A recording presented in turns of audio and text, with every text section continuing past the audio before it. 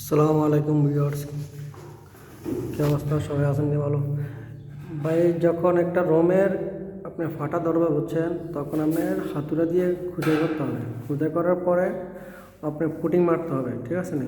তো আমরা একটা পুরান রোমের যখন ফাটা হচ্ছিল, তখন আমরা এসে আপনার এটা